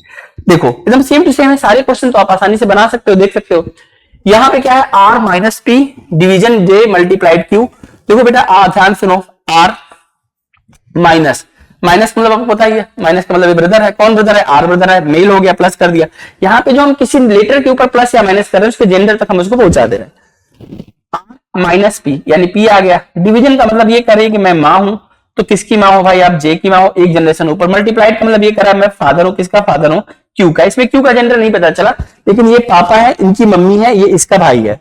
अब पूछा कि how is J related to R, J का जो है आर से रिलेशन पूछा गया कि आर क्या होगा, इस बात को समझो। देखो एक चीज समझो, ये इसका भाई है, तो अगर इसका भाई है तो इसका बेटा तो नहीं हो सकता, तो सन तो होगा नहीं। हाँ, आपको बताया है इसका जेंडर मेल है, मेल का मतलब नेफ्यू और फीमेल का मतलब निस, बताया था आपको। याद करो मैंने क्या कहा था, अपना बेटा बेटी है तो सन डॉटर, लेकिन अपने भाई या बहन का कोई बच्चा तो इंग्लिश में नेफ्यू और निस का प्रयोग करते हैं। लड़का है तो नेफ्यू और लड़की है तो निस। तो एक्चुअल में जे जो है लड़का है और इसका आर्थ रिश्ता पूछा है, इसका खुद का बच्चा नहीं है, तो इसका ऑप्शन बी इसका राइट आंसर होगा, जो कि हो जाएगा नेफ्यू। बहुत आसानी से तुम इसको देख सकते हो, इसमें कोई प्रॉब्लम किसी बच्चे को नहीं होना चाहिए। बात एकदम समझ में आ रही होगी, सीधी सीधी बात है, आसान था, पूरा का पूरा ब्लड जैसा आसान था।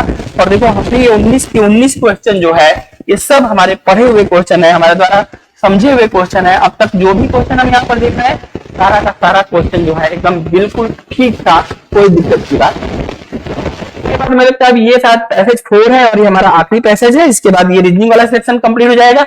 इस सेक्शन के बाद मैं आपको अगली वीडियो में मिलूंगा, जिसमें मैं आपको मैथ्स के सारे क्वेश्चन बताऊंगा, आराम से डिस्कस करूंगा, ताकि आप लोग लगातार ना क्वेश्चन को आराम से देखिए, ताकि जो बच्चे अगली साल यानी नेक्स्ट ईयर के लिए तैयारी करेंगे क्लेट का, उनको थोड़ा गाइडेंस मिलना चाहिए कि मैं पढ़ना कैसे है। बाकी तो क्लास में तो सारी चीजें होती हैं, लेकिन आप जो है इसको आसानी से देख सकते हैं। ठीक है बच्चों, तो मैं ना आपको आगे लेके चलता हूं। और देखो भाई, आप लोग लगातार देखिए, आपने लगातार देखिए, जो है मेहनत किया जाता है, वीडियो बनाया जा रहा है, सारी चीजें, इसलिए कि जो बच्चे हमसे अगर नहीं भी ऑफलाइन क्लास में जुड़े हैं वो कहीं भी रहते हुए एक बेहतर गाइडेंस पढ़ सके, सीख सके। इस चीज का हमेशा ध्यान रखना है। पाहुजाला एकेडमी लगातार जो है एक बेहतर संस्थान इसलिए साबित होता है क्योंकि हम लोग बच्चों को हर लेवल पर मेहनत जरूर करते हैं, कोशिश करते हैं सब कुछ सिखाने और पढ़ाने का। भाई देखो, ये क्वेश्चन आ गया पजल टेस्ट का, और मैं बार बार कहता था कि सिटिंग अरेंजमेंट और पजल टेस्ट को छोड़ना तो बिल्कुल बेवकूफी है, और हमने पजल टेस्ट पर बात की ही थी और आपको समझाया भी था। पजल टेस्ट वो होता है जब हमारे पास ज्यादा इंफॉर्मेशन आ जाए और हमें उसको मैनेज करना होता है। ये क्वेश्चन पजल टेस्ट के ही एक पार्ट का क्वेश्चन था, और पजल टेस्ट पे हमने देखिए ऐसे क्वेश्चन तो हमने बनाए ही थे। हमने बताया था कि ऐसे क्वेश्चन को हम लोग टेबल में फॉर्मेट कर लेते हैं। आइए देखते हैं क्वेश्चन क्या कहता है। 4 टीम, हमारे पास 4 टीम है, आर है, बी है, जी है और वाई है। देखो, रेड कपड़े पहना के, येलो कपड़े पहना के, ब्लू कपड़े पहना के और ग्रीन कपड़े पहना के हमने 4 टीम बना ली। जिस टीम है अलग अलग टीम के अलग अलग कपड़े हैं। इसके बाद क्वेश्चन कर रहा है कि ऐसा करो कि इनको क्या करना है, इंटर स्कूल, और ये कंपटीशन है, फाइनल 4 राउंड होगा, और 4 राउंड जो है ये हमारे पास साइंस ओलंपियाड जो है, लेवल राउंड ए, level round B, round C, round D, 4 round होगा। पहला राउंड, दूसरा राउंड, तीसरा राउंड, चौथा राउंड, तब हम डिसाइड कर पाएंगे कि हम कौन हमारे जो है इस गेम का विनर है। यहां तक तो बात आपको समझ में आ रही होगी, किसी बच्चे को इसमें कोई प्रॉब्लम नहीं होगी। तो हमने कहा कि इस चीज को करने के लिए हमारे पास एक रूल है, और वो रूल पढ़ने से पहले हम एक चीज और पढ़ लेते हैं। Each round consist 1 matches between 2 teams and every team play exactly 2 matches. इस बात को ध्यान से समझ लो कि क्या कह रहा है, कह रहा है कि ईच राउंड में हम लोग क्या करेंगे, कंसिस्ट 1 मैच, एक ही मैच होगा, यानी एक मैच ए राउंड में होगा, एक बी राउंड में होगा, एक सी राउंड में होगा और एक डी राउंड में होगा, और गेम ओवर। लेकिन ए राउंड में जो मैच होगा और जो बी में होगा, जो सी में होगा, जो डी में होगा, सेम टीम को हम दोबारा खेलने का मौका नहीं देंगे। पहली बात तो समझो कि टीम हर बार क्या होती है, बदल जाएगी। दूसरी चीज में क्या कर रहा है, and every team play exactly 2 matches, लेकिन हर एक टीम को, जैसे रेड को भी केवल 2 मैच खेलने का मौका मिलेगा, रेड 2 बार ही दिख सकती है, इसी तरह से ग्रीन भी 2 बार, हर एक टीम केवल 2 ही मैच में पार्टिसिपेट कर सकती है। आसान बात है, 4 टीम है और 2-2 मैच खेलना है, तो निश्चित रूप से एक बार में 2 टीम इन्वॉल्व होगी, तो 4 बार में सब लोग 2-2 बार खेल चुके होंगे। बड़ा सिंपल सी बात है, इसमें कोई ऐसी बात नहीं कि आप नहीं समझ सकते हैं।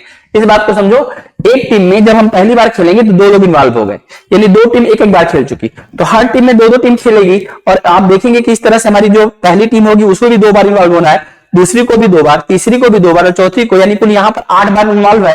लेकिन एक गेम में 2 लोग इन्वॉल्व हो जाते हैं, यानी क्वेश्चन प्रॉपर ठीक है, इसमें कुछ सोचे जैसी बात थी नहीं। मैटर ये था कि the final schedule must be here to the following rule. ये देखो बेटा 4-5 रूल है, इसी 5 रूल से ना ये क्वेश्चन बनने वाला है। 5 रूल को आप ध्यान से समझ लेंगे तो आपके क्वेश्चन आसानी से बन जाएगा। आई होप सो इसमें कोई प्रॉब्लम नहीं होगा। पहला क्या है रूल, पहला रूल कह रहा है कि the green team must play 2 matches, ठीक है, कंजुगेटिव। आपको बताया था कंजुगेटिव लगातार संख्या है, यानी कंटिन्यूअस। अगर ग्रीन को हम रखेंगे तो पहले दूसरे में रख सकते हैं, दूसरे तीसरे में रख सकते हैं, तीसरे चौथे में रख सकते हैं। तीन ही ऑप्शन है ग्रीन के पास। लेकिन ग्रीन ध्यान रखना, ग्रीन जब भी आएगा तो एक ग्रीन वाला खेलेगा, फिर अगली बार भी वो लगातार खेल लेगा, वो बैट नहीं करेगा, ठीक है। तो यानी वो लगातार आएगा, इस बात को हम दिमाग में रखते हैं। दिमाग में रखने के लिए मुझे पता है कि आप लोग भूल ही जाते हैं, लेकिन हम इस इंफॉर्मेशन को पजल में बताए थे कि हम हमेशा जब कोई चीज पढ़ते हैं तो हम उसको लॉक कर लेते हैं। तो ग्रीन के साथ, अच्छा मजे की बात, अगर मेरे पास पेन है नहीं है तो मैं ग्रीन ग्रीन लिख देता हूं, समझ जाइएगा, कोई दिक्कत नहीं है। दूसरा रूल क्या कहता है, the yellow team must be played in the round B. देखो हमारे पास 4 राउंड है और मेरे हिसाब से ना हमें क्या करना चाहिए, छोटा सा तो काम कर ही लेना चाहिए कि हमें ना इसको पूरा अभी से शुरू से ही हमें एक चीज करना चाहिए। देखो एक चीज तो फिक्स है, राउंड 4 है, तो मेरी बात मानो, तो हम लोग क्या करते हैं कि राउंड ए, राउंड बी, राउंड सी और राउंड डी, मैं 4 राउंड बना लेता हूं। पहला राउंड हमारा ए है, दूसरा बी है, तीसरा सी है और चौथा डी है। और हमें पता है कि 4 राउंड में हमारे पास जो है टीम आएंगी और वो टीम क्या करेंगे, पेयरिंग पेयरिंग में खेलेंगे। तो क्वेश्चन में कहा गया कि जो हमारा the yellow team Y must be play in round B. तो देखो हमारे पास एक चीज पता चला बच्चों, उस चीज को ध्यान रखना कि जो हमारा यहाँ पर जो गेम का एक पार्टनर है वो हमारे पास वाई है, और वाई जो है यहाँ पर खेलेगा, किसमें खेलेगा, बी में।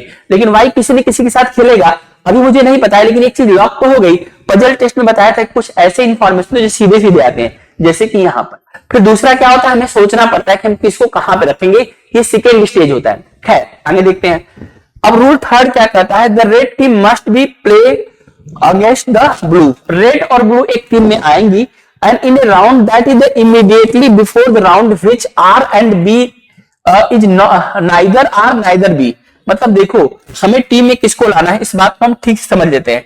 हमें टीम में ब्लू को लाना है और किसके अगेंस्ट में लेके आना है, आर के। तो यानी रेड और ब्लू खेलने वाले हैं, लेकिन वो कह रहे हैं कि जब हम आए, जिस समय हम खेलने के लिए आए, उसके ठीक बाद ब्लू नहीं होना चाहिए और उसके ठीक बाद जो है हमारे पास ब्लू नहीं होना चाहिए और रेड नहीं होना चाहिए। समझो इस चीज को, यानी जब भी रेड और ब्लू खेल लेंगे तो उनके तुरंत बाद, यानी जब भी रेड और ब्लू खेल रहे हैं, जहां भी खेल रहे हैं उसके ठीक ऊपर रेड ब्लू नहीं होना चाहिए। और हम ये कह सकते हैं कि हमें एक ऐसी टीम चाहिए, एक ऐसा जगह चाहिए, यानी हम अगर देखो बी में तो हम यहाँ पे रेड और ब्लू ला नहीं सकते क्योंकि येलो है, यानी यहाँ पर वाई खेल रहा है, और हम या तो ए में लाएंगे या फिर सी में लाएंगे। लेकिन समझो अगर हम मान लो सी में लेके आते हैं तो हमें इस बात का ध्यान रखना पड़ेगा कि रेड और ब्लू में से यहाँ पर कोई नहीं आना चाहिए। तो रेड और ब्लू के ज्यादा आने के चांसेस या तो ए टीम में बनेगी या तो सी में। देखो स्टेप ए में या स्टेप सी में, इस बात को समझो, क्योंकि उसके बाद कोई ना कोई तो खेल रहा है, लेकिन वो रेड और ब्लू नहीं है। लेकिन एक बात समझो, अगर हम रेड और ब्लू को यहाँ पर लेके आते हैं तो इसमें एक और इंफॉर्मेशन उसको मैं पढ़ता हूं। द ब्लू टीम्स, ठीक है, बी जिसका नाम बी है, first matches must occur in the earlier round that the green team first match.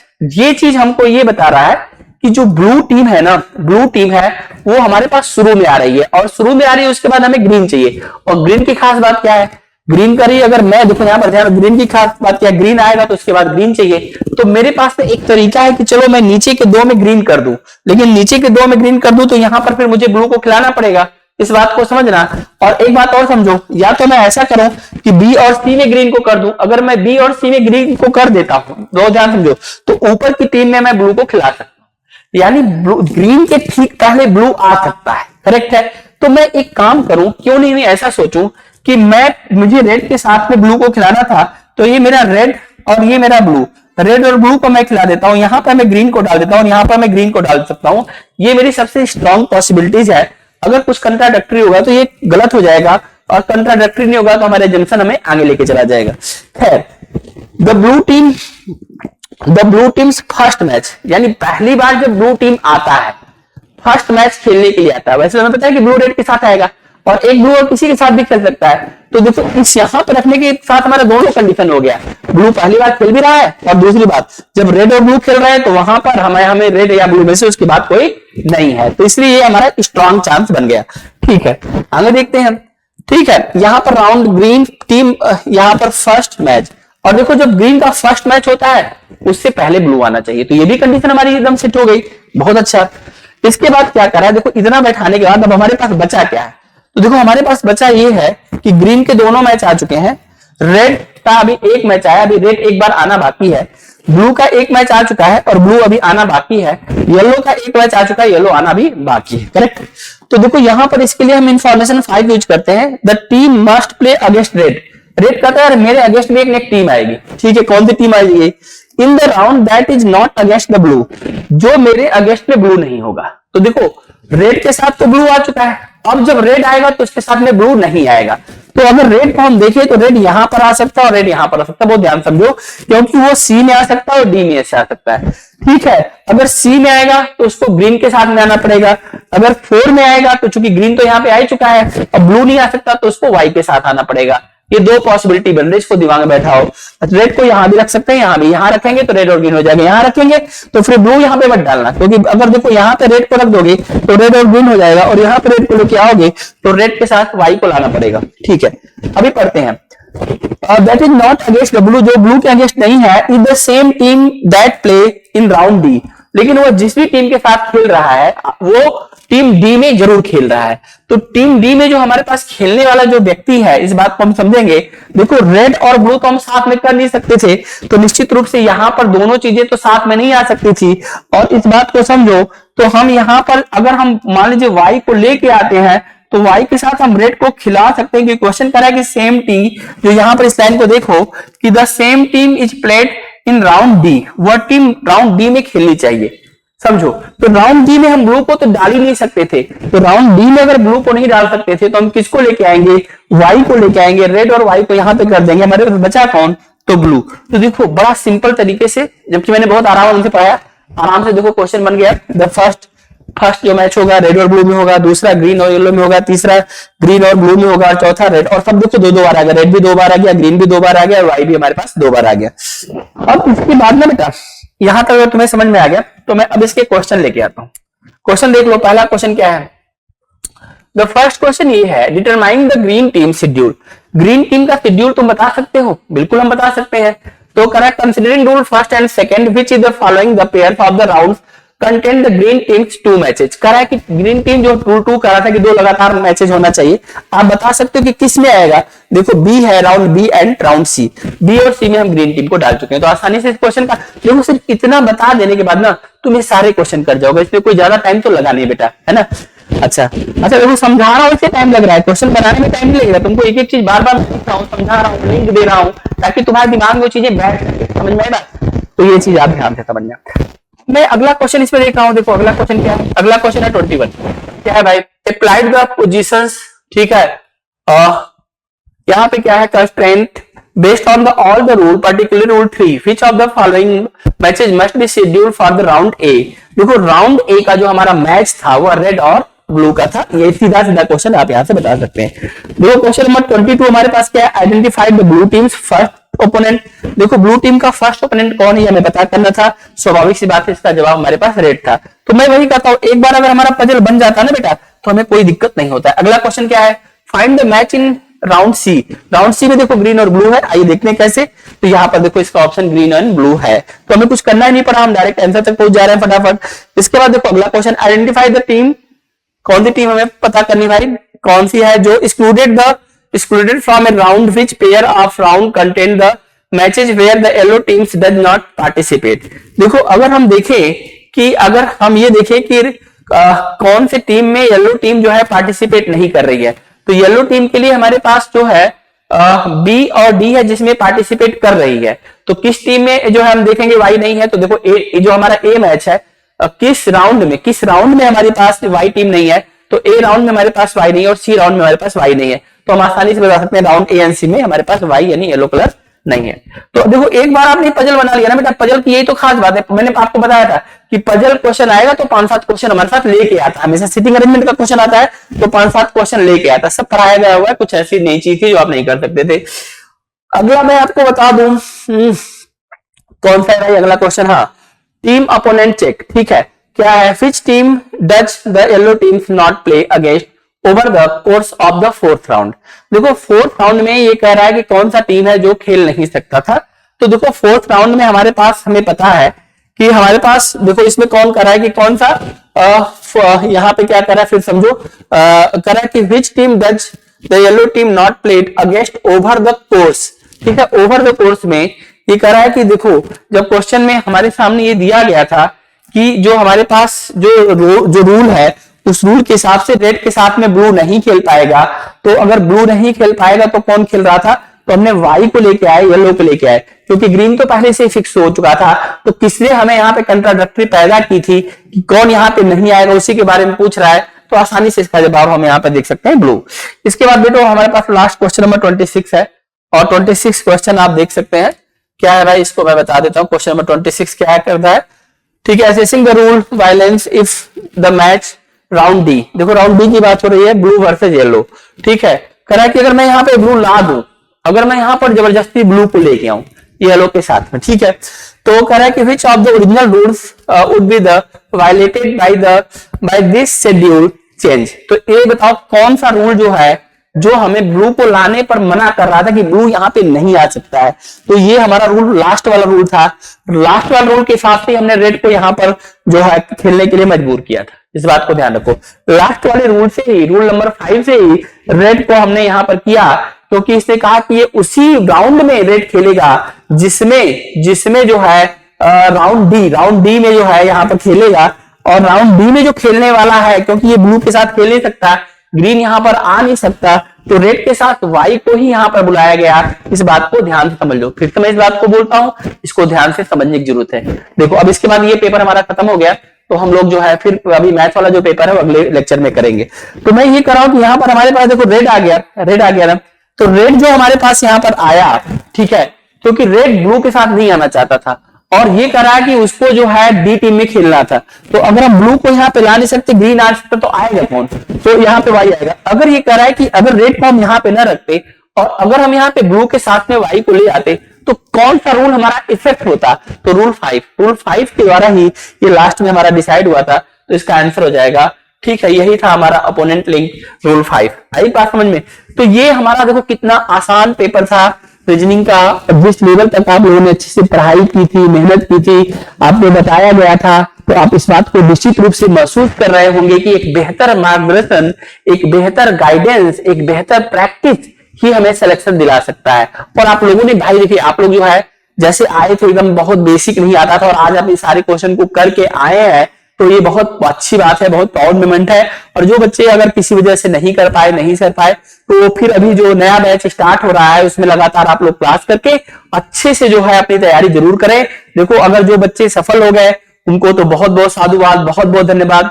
लेकिन जो बच्चे किसी भी कारण से कुछ भी नंबर से अगर नहीं हो पाते हैं या कोई भी दिक्कत होती है, तो बेटा देखो तुमने मेहनत कर लिया है, तुम एकदम करीब हो, तो हौसला नहीं हारना है और हमें बहुत आसानी से जो है मंजिल हमारी मिल जाती है। लेकिन देखो इसमें इस बार 26 क्वेश्चन हमारे पास रीजनिंग के पूछे गए हैं, और ये 26 के 26 क्वेश्चन आपने बनाया है। ये किसी भी टीचर के लिए जो ठीक से पढ़ाता है और बच्चे बना के आते हैं, सच में ये प्राउड मोमेंट होता है। तो आप लोगों के रिस्पांस से जो है हम बहुत खुश हैं कि आपने इतना मेहनत करके और अच्छे से जो है चीजों को आप सभी लोगों ने किया है, और लगभग जो है आप सभी के आंसर मुझे सही मिले हैं। तो हम लोग फिर मिलते हैं बच्चों अगले लेक्चर में। आज मैं इन्हीं शब्दों के साथ जो है अपने शब्दों को विराम देता हूं। लेकिन ध्यान रखिए, ये वीडियो अभी आपने रीजनिंग की वीडियो देखी है, अगले वीडियो में हम लोग मैथ्स के क्वेश्चन पर बात करेंगे, क्योंकि अगर मैं ये वीडियो अभी बना दूं तो बहुत लंबी वीडियो हो जाएगी, फिर आपके लिए मुश्किल हो जाएगा। तो हम लोग लेते हैं जो है एक ब्रेक, और फिर मिलेंगे अगले वीडियो में मैथ के सभी क्वेश्चन के साथ में, डिटेल सोल्यूशन के साथ में। आज के लिए इतना ही, बहुत बहुत धन्यवाद। Thank you so much. Subscribe for more content.